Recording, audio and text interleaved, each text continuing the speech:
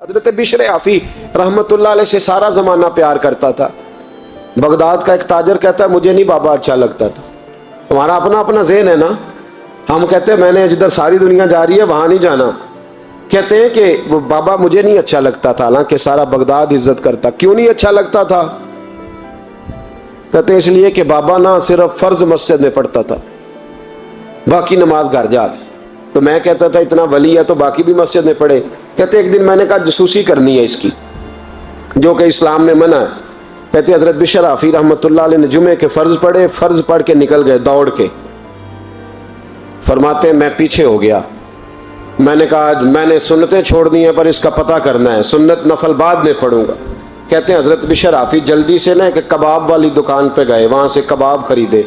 और मैंने कहा बूढ़े की उम्र देखो और इसके जायके देखो, इस उम्र में भी कबाब खाएगा। ओए होए, मौलवी को रोटी ने सताया था इसलिए सुन्नत और नफल छोड़ आया है। कहते हैं थोड़ा सा वो आगे बढ़े तो नान भाई की दुकान से ना नान खरीदे। मैंने कहा देखो यार, देखो इसके जायके, गरम नान खाएगा। बहुत सारे लोग बगदाद में रात की रोटी खाते पर ये गरम खाता है। कहते हैं हजरत वो नान और कबाब लेके ना जंगल की तरफ मुड़े तो मेरे दिल में ख्याल आया यार बड़ा ही इस आदमी का अजीब जहन है, ये अब सब्जे पे बैठ के यहाँ मौज करेगा, खाए पिएगा और सुन्नत नफल छोड़ दी। अल्लाह हजारों मुरीद है। कहते हजरत जंगल में दाखिल हुए, थोड़ा सा सफर किया तो कच्ची आबादी आ गई। कच्ची आबादी, एक कच्चे मकान की टूटा हुआ दरवाजा, पार से कुंडी लगी। बगदाद के नंगे पांव चलने वाले हजारों मुरीदों के उस पीर ने कुंडी खोली, अंदर गए। एक फालज ज़दा बाबा जी बैठे। कहते हजरत बिशर आफी ने अपनी एक पगड़ी खोली और उस आदमी के मुंह से पानी निकल रहा था, राल टपक रही थी।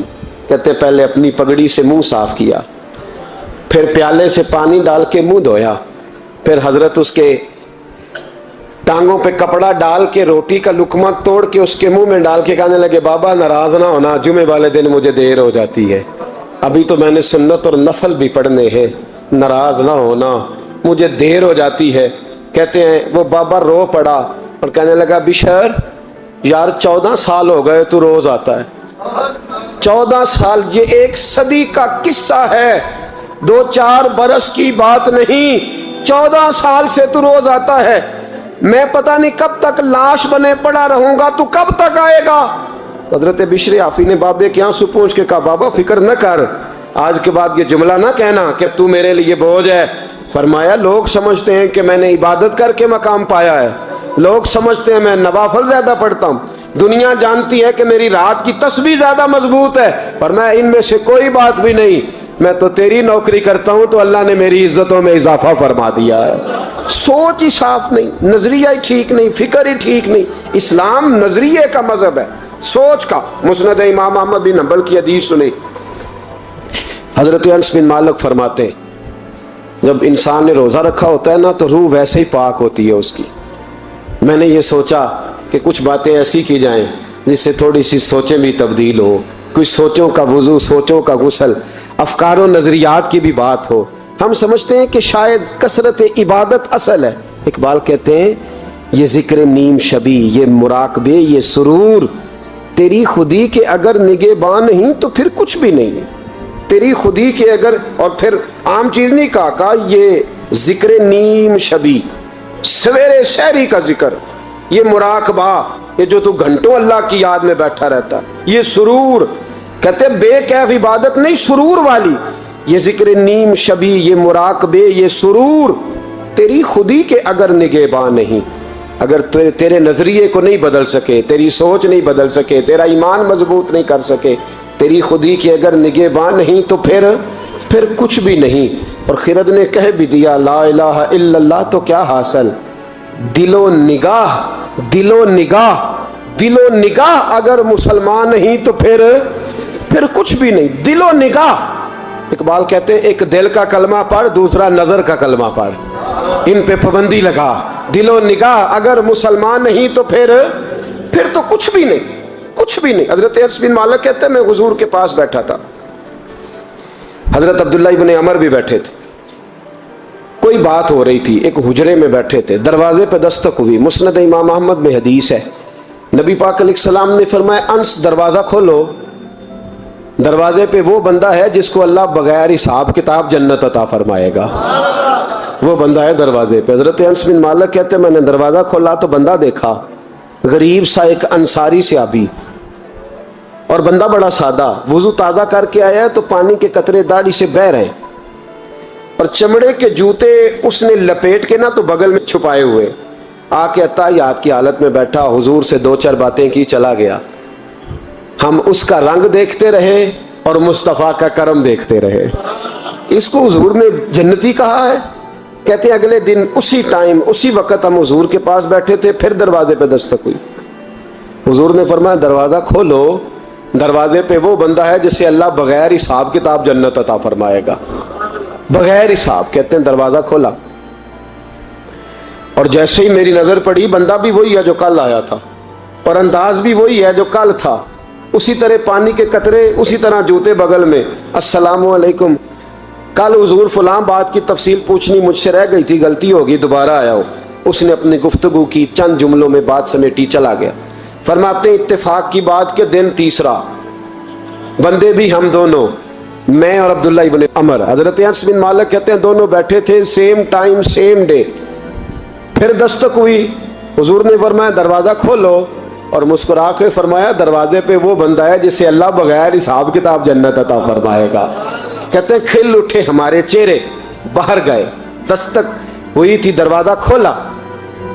فرماتے ہیں مجھے یقین تھا وہی ہوگا جو 2 دن پہلے آیا تھا، اور میرے یقین کے مطابق ہی کام ہوا، وہی بندہ تھا جو کل بھی تھا، جو پرسوں بھی تھا، حالت اور کیفیت اور انداز بھی وہی تھا، پانی کے قطرے بہہ رہے ہیں، اور اس شخص نے جوتے بغل میں دبائے ہوئے خدمت میں حاضر ہوا، بیٹھ گیا، بات چیت کی، چلا گیا۔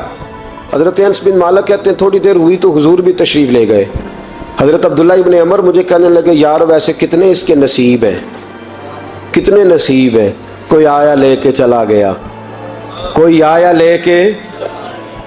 لے کے چلا گیا، کوئی عمر بھر بھی نہ پا سکا، میرے مولا تجھ سے گلا نہیں، یہ تو اپنا اپنا نصیب ہے، یہ تو اپنا اپنا، اور نہ کسی کے حال پہ طنز کر، نہ کسی کے غم کا مذاق اڑا، وہ جسے چاہے جیسے نواز دے، یہ مزاج لطف رسول ہے صلی اللہ تعالی علیہ وسلم۔ کہتے ہیں ہم لوگ گفتگو کرنے لگے، عبداللہ ابن عمر مجھ سے کہنے لگے یار ویسے پتہ کرنا چاہیے یہ کون سا عمل کرتا ہے، پتہ کرنا، جیسے ہم نہیں پتہ کرتے کہ یہ بندہ بڑا چمک گیا، پتہ کرو کون سا کاروبار کرتا ہے، ذرا اس کی جاسوسی تو کرو۔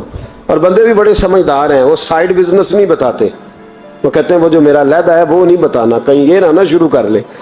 حالانکہ انسان کے پاس جو خوبی، جو اللہ نے اسے دولت دینی ہوتی ہے، وہ اپنا اپنا نصیب ہوتا ہے، وہ گھر میں بیٹھے بھی اللہ عطا کر دیتا۔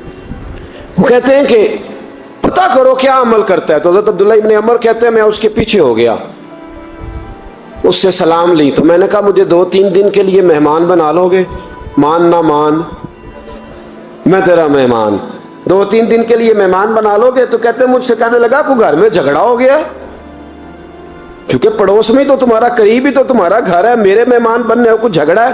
تو میں نے کہا چلو ایسے ہی سمجھ لو، پر مجھے مہمان بنا لو۔ کہتے ہیں میں 3 دن اور 3 راتیں اس شخص کے ساتھ رہا، وہ کتنا صدقہ کرتا ہے میں نوٹ کرتا رہا، نماز کتنی پڑھتا ہے، اس کا کیا، میں چاہتا تھا کہ وہ عمل مجھے ملے، اس کی برکت سے مصطفیٰ نے اسے 3 مرتبہ جنتی فرمایا ہے تاکہ وہ کیفیات مجھے بھی ملیں۔ حضرت عبداللہ ابن عمر کہتے ہیں کہ میں نے کوئی خاص چیز نہیں دیکھی، وہ عشاء پڑھتا تو فجر تک بستر پہ کروٹیں لیتا، اور میں الحمدللہ اٹھ کے تہجد بھی پڑھتا، نوافل بھی پڑھتا۔ کہتے ہیں وہ 1 سپارہ پڑھتا، میں 3 پڑھتا۔